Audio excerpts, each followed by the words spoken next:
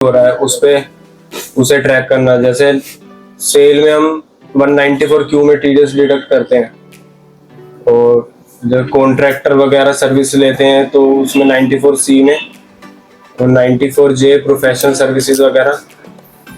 और जो TDS deduct करने के लिए मेन तो हमें 10 नंबर लेना जरूरी होता है, मैंडेटरी होता है। उसके लिए हमें फॉर्म 49B फिल करना होता है। उसका प्रोसेस हम ऑनलाइन भी इसे फिल कर सकते हैं, तो इसमें डीएससी की रिक्वायरमेंट होती है अगर हम ऑनलाइन करेंगे तो, वरना तो फिर हमें normal 49B form by hand fill करके पोस्ट करना होता है, नहीं तो टिन फैसिलिटेशन सेंटर से वहाँ पे फॉर्म जमा करना होता है। उसका फॉर्मेट ये है, इसमें हमें सारी डिटेल्स भरना जरूरी है जो हमारे पार्ट का है। जैसे इंडिविजुअल के लिए नॉर्मल चीजें भरनी है, और जो प्राइवेट लिमिटेड कंपनी या सेक्शन 8 कंपनी वगैरह होता है वो इनकॉर्पोरेशन के टाइम ही उसका अप्लाई हो जाता है। और अब टीडीएस रेट्स के बारे में डिस्कस करते हैं। मेन सारे डिस्कस नहीं करेंगे, मेन डिस्कस करते हैं। जैसे सैलरी 94 डिविडेंड्स, 94 सी, 94 सैलरी का बताओ, सैलरी का डिडक्शन कब? नहीं, वो आगे मतलब आगे है उसके लिए। मेन जैसे 94 सी में दो रीजंस है। जैसे एक तो या तो सिंगल ट्रांजैक्शन 30,000 हो, और या पूरे फाइनेंशियल ईयर में एनुअली 1 लाख हो, तब हमारी लाइबिलिटी बनती है। इसमें इंडिविजुअल के लिए है 1% रेट, और पार्टनरशिप या प्राइवेट लिमिटेड कंपनीज की लिमिट हो जाती है, उसमें 2% रेट हो जाता है। तो 194H कमीशन और ब्रोकरेज, इसकी लिमिट 15,000 है, और सबके लिए जैसे इंडिविजुअल हो चाहे पार्टनरशिप फर्म हो चाहे कंपनीज हो, दोनों में 5% रेट ही एप्लीकेबल है। और 194I, इसमें दो सबसेक्शंस होते हैं, 194IA और 194IB। 194IA plant and machinery से रिलेटेड जो भी हम रेंट पे करते हैं, और 194IB land and buildings, furniture वगैरह। तो दोनों की ही लिमिट 2,40,000 है पर एनम। मतलब इससे ज्यादा अगर लाइबिलिटी बनती हो तो हमें मंथली बेसिस पे पता लग ही जाएगा कि हमारा रेंट कितना रहेगा, तो उस बेसिस पे हम स्टार्टिंग से ही डिडक्ट कर। Plant and machine 94J professional, इसमें भी दो सबसेक्शंस होते हैं, 194JA, 194JB। इसमें 2% रेट, इसमें 194JA में होता है टेक्निकल सर्विसेज, और 94JB प्रोफेशनल सर्विसेज। 94JA में हम 2% टीडीएस डिडक्ट करते हैं, और 94JB में हम 10% टीडीएस डिडक्ट करते हैं। दोनों की लिमिट 30,000 पर ट्रांजैक्शन। 2.1% टीसीएस ऑन सेल्स में, और स्क्रैप में 1% रेट एप्लीकेबल होता है। और इनकी ड्यू डेट्स और टीडीएस रिटर्न फाइलिंग की बात करें तो इसमें टीडीएस पेमेंट जो होती है वो हर मंथली बेसिस पे होती है। जैसे अप्रैल है तो नेक्स्ट मंथ हर महीने 7 तारीख को पे करना होता है। क्वार्टर वाइज ड्यू डेट्स जो होती हैं टीडीएस की होती है, जैसे अप्रैल मई जून फर्स्ट क्वार्टर, इसकी 31 जुलाई को। इसमें जो है फोर्थ क्वार्टर में इसकी डेट मई ना होके अप्रैल ना होकर के मई होती है। इसमें फाइनेंशियल ईयर एंड पे हमें 1 महीना एक्सटेंड कर देती है गवर्नमेंट। और इसमें ड्यू डेट्स भी गवर्नमेंट रिटर्न फाइलिंग की ड्यू डेट्स भी एक्सटेंड कर सकती है। जैसे पिछले टाइम में कोरोना आ गया था तो उसमें ड्यू डेट्स भी एक्सटेंड कर सकती है गवर्नमेंट। कुछ केसेस में ही होता है ऐसा, वरना तो नॉर्मल ड्यू डेट्स सारी फिक्स ही हैं। और अब टीडीएस डेटा से रिलेटेड चीजें देख लेते हैं, जिसमें हमें किस फॉर्मेट में डिटेल्स चाहिए होती है और मेन क्या क्या चाहिए होता है। किस मंथ में टीडीएस डिडक्ट किया है, पार्टी नेम, पैन नंबर सबसे मैंडेटरी चीज है। इसमें हम चाहे नाम भी गलत हो जाए ना तो भी चल जाएगा, पोर्टल जो है वो पैन नंबर पे पिक करता है। अगर पैन नंबर ही गलत हुआ तो 20% स्लैब रेट उठाएगा। अगर आपने पैन नंबर गलत हुआ तो भी रिटर्न फाइल कर दी तो 20% के साथ नोटिस इशू कर देगा, तो उसमें आपको आगे रिप्लाई करना होता है। मेन इसमें हमें section wise rate, amount, TDS और इंटरेस्ट जो भी है हर महीने, अगर ड्यू डेट के बाद करते हैं, चाहे 7 तारीख या 8 तारीख को भी करते हैं ना, तो हम 1.5% पर मंथ, जितना भी मंथ हमारे आगे लेट होते जाएंगे उसके अकॉर्डिंग पेनल्टी लगती जाएगी। और अब देखते हैं सैलरी वाला, जिसमें कई बार क्लाइंट्स भी कहते हैं कि हमारा तो पहले 10% रेट चल रहा था, अब आप 20% काट रहे हो, 30% काट रहे हो, जिसमें सबको कैलकुलेशन में दिक्कत होती है। ये हमने एक अपना फॉर्मेट बना रखा है, ये अभी ओल्ड रिजेम के अकॉर्डिंग है, जिसमें पर्सन की सैलरी 30 लाख है और ये स्टैंडर्ड डिडक्शन जो नॉर्मली 50,000 सबको मिलती है। कि कुछ अलाउंसेस होते हैं जो एग्जाम्स होते हैं, और जैसे और मेन चीज हमें इसमें जब सैलरी कैलकुलेट करते हैं तो हमें डिडक्शन डिटेल्स पता होनी चाहिए और पर्सन की इनकम क्या क्या है, सारी चीज उसी बेस पे फिर हम टोटल इनकम कैलकुलेट करके फिर हम उसे बताएंगे कि हमारे टीडीएस की लायबिलिटी कितनी बनेगी। जैसे इन्होंने हमें डिटेल्स दी थी तो इनका 2 लाख रुपए प्रॉपर्टी पे लोन ले रखा है, तो उसमें इंटरेस्ट पे करते हैं। और जैसे और अदर इनकम इनकी एफडी या बैंक इंटरेस्ट से मान लिया हमने 80,000 है, और अदर इनकम कोई 15,000 लमसम ऐसे ही मान लिया, और LIC इतने की भर देते हैं। LIC, tuition fee, home loan की रिपेमेंट का भी हम क्लेम कर सकते हैं। इसमें प्रूफ होना जरूरी है, डिडक्शन डिटेल से रिलेटेड हमें सबसे प्रूफ लेना मैंडेटरी है।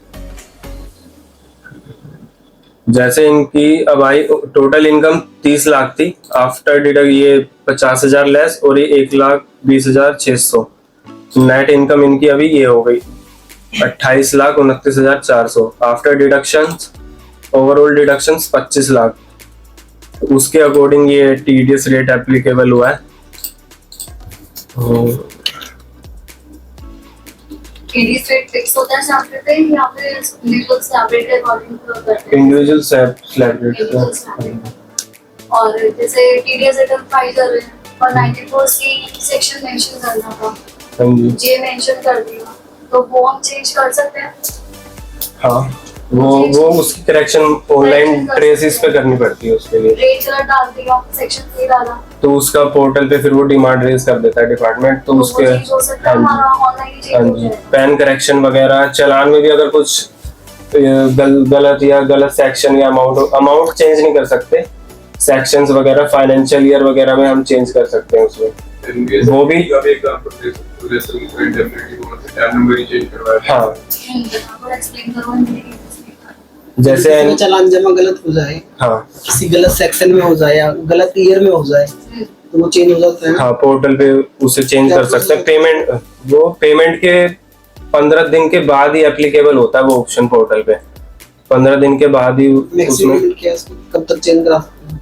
ये तो मिनिमम टाइम लिमिट तो उसकी ऐसा कुछ नहीं होता, कभी भी करा सकते हैं। हाँ, ऑनलाइन ही होगा, ऑफलाइन होगा? ऑनलाइन होगा सर, वो तो हमारे पोर्टल पे डायरेक्ट हम ही खुद से ही कर सकते हैं वो चीज। तो एनबीटी वाले केस में ऑनलाइन, एनबीटी वाले केस में वो उन्होंने 10 नंबर ही पार्टी का दूसरा डाल दिया ना, जैसे उनका 10 नंबर कुछ था, उन्होंने ले लिया अपनी दूसरी कंपनी का, तो उनको वो उनके 10 पे रिफ्लेक्ट नहीं होगा ना, तो उसके लिए हमें असेसिंग ऑफिसर के थ्रू करेक्शन करवानी पड़ती है। उसमें इंडेमनिटी बॉन्ड,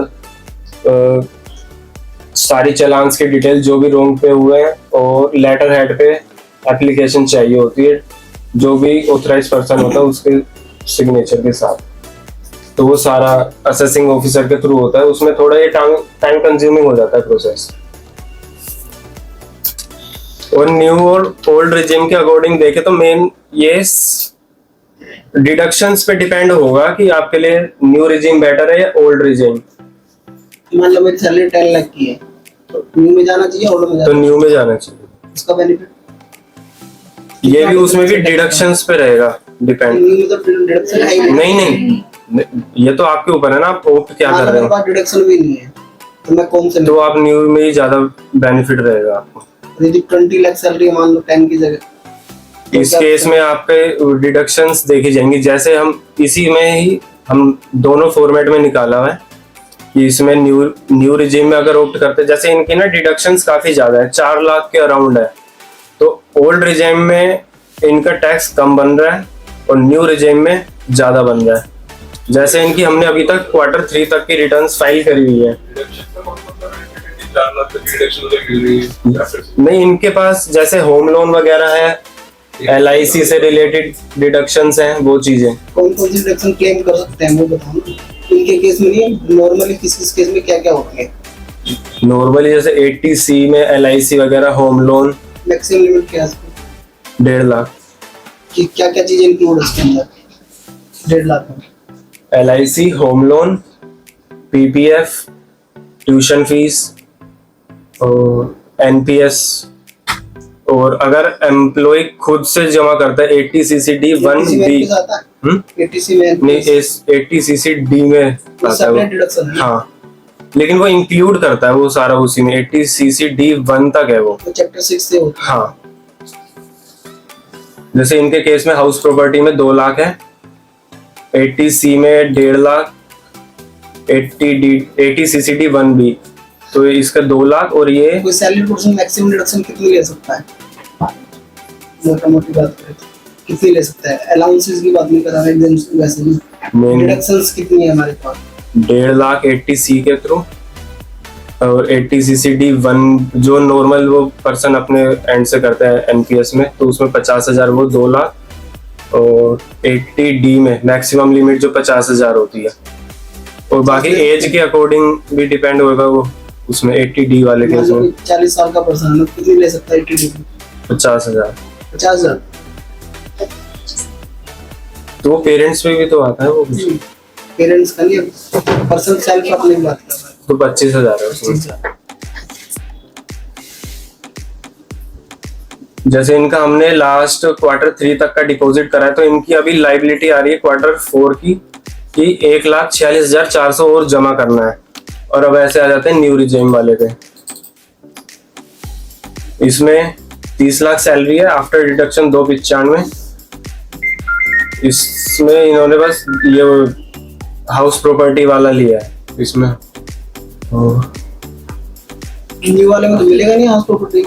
हाँ, नहीं लिया ना, नील आ गया ना इसमें आफ्टर आ गया।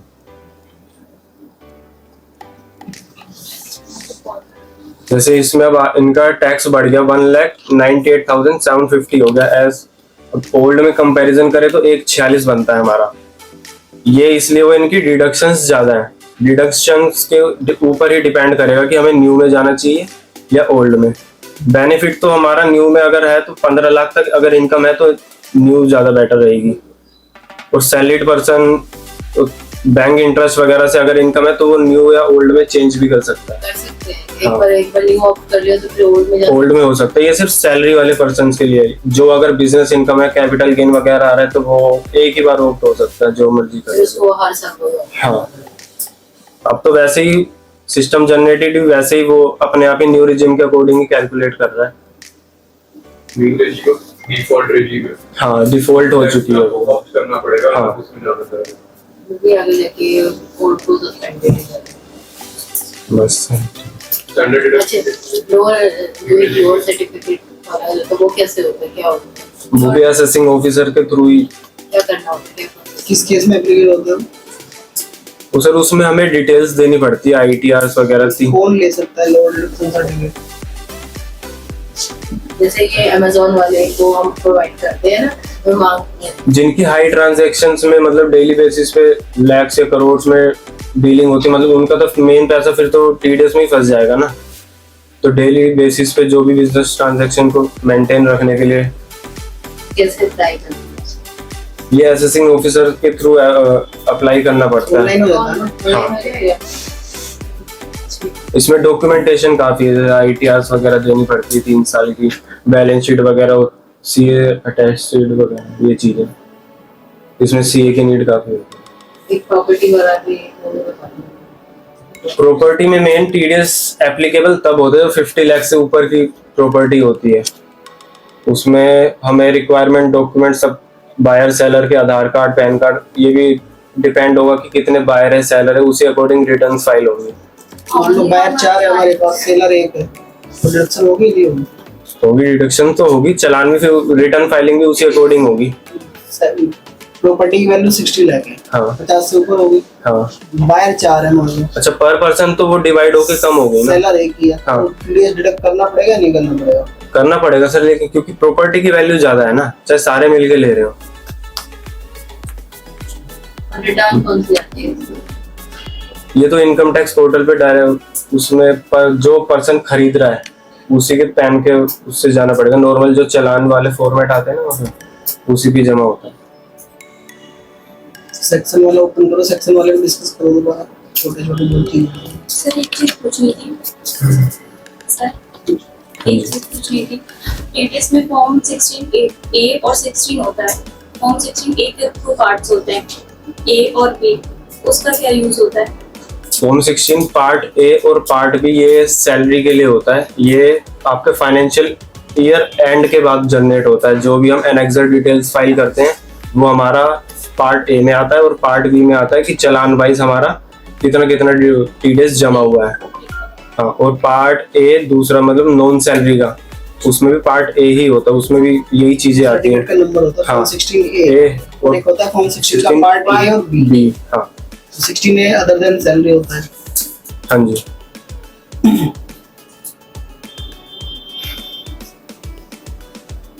94C की बात करें, मान लो किसी की पेमेंट सिंगल पर्सन, मैंने कोई काम कराया 40,000 रुपये की पेमेंट दे दी, हाँ जी। टीडीएस कटेगा नहीं कटेगा? 30,000 से ऊपर है तो सर काटना चाहिए। बिल 2 है मेरे पास, 20,000 के 2 बिल दिए पर्सन। तो ट्रांजैक्ट फिर तो उस केस में नहीं, उस केस में एप्लीकेबल नहीं होगा ना। तो 2 पार्ट में डिवाइड हो गया ना। हाँ। लिमिट हमारी 30,000 है हाँ और मल्टीपल पेमेंट की लिमिट हमारी 1 लाख है। हाँ। इसका हाँ भी जी। किसी को यदि टीडीएस नहीं कटवाना तो 2 पार्ट में 5 ट्रांजैक्शन कर सकता हाँ। है विदाउट एनी टीडीएस। कमीशन के केस में कमीशन के केस में तो सर 15,000 है ना। सिंगल ट्रांजैक्शन की लिमिट ही 15,000 है, उसके ऊपर भी होता है तो डिडक्ट करना ही होगा।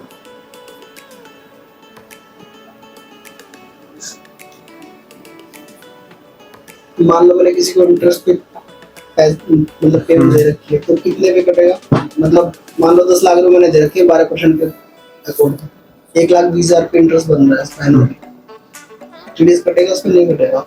कटना चाहिए। क्या लिमिट है इसकी? 194A उसकी 10,000 की लिमिट है। हाँ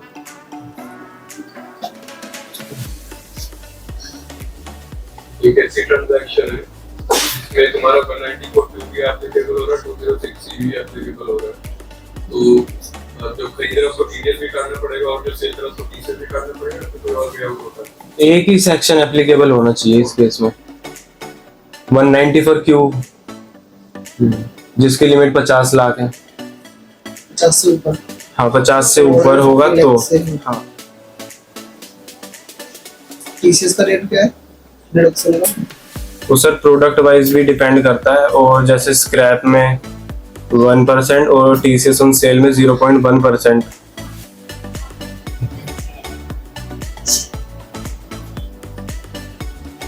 अच्छा, अब ये जो टीसीएस कटेगा वो मेरी इनवॉइस वैल्यू मतलब इंक्लूडिंग ये कटेगा, फिर taxable value invoice value thanks करूंगा। ये बड़ा तुम्हारी तो दो। 26 ईयर में फिर वो क्रॉस करके से इंक्लूडिंग जीएसटी आ जाएगा और टर्नओवर फिर तुमने उसे कॉम्पनसेट नेक्स्ट करेगा। में इनकम टैक्स और हमारा जीएसटी सुनो ही विदाउट जीएसटी? टैक्स पे टैक्स कभी नहीं करता। मैं बता दूं सीबीडीटीएस में सर्कुलर निकाला हुआ है, यहाँ पे तुम डिफरेंशिएट कर सकते हो जीएसटी और टैक्सेबल वैल्यू को। वहाँ पे टैक्सेबल पे ही काटो, फिर 26 ईयर पे तो तुम्हारे यहाँ को ग्रॉस रेट में आ जाएगा, तो वहाँ पे तुम्हारे को नोटिस आएगा तो कर देंगे रिप्लाई, वो तो हमसे ही पता है। तो वो जबरदस्ती इनकम टैक्स मतलब करना है यहाँ पे डिफरेंशिएट कर सकते हैं, पर तुम्हारे पास पर एडवांस आ गया वहाँ पे, उसमें तो तुम नहीं कर सकते टैक्सेबल वैल्यू जीएसटी में डिफरेंशिएट, उस पे तुम्हें क्रॉस वैल्यू पे काटना पड़ेगा एडवांस।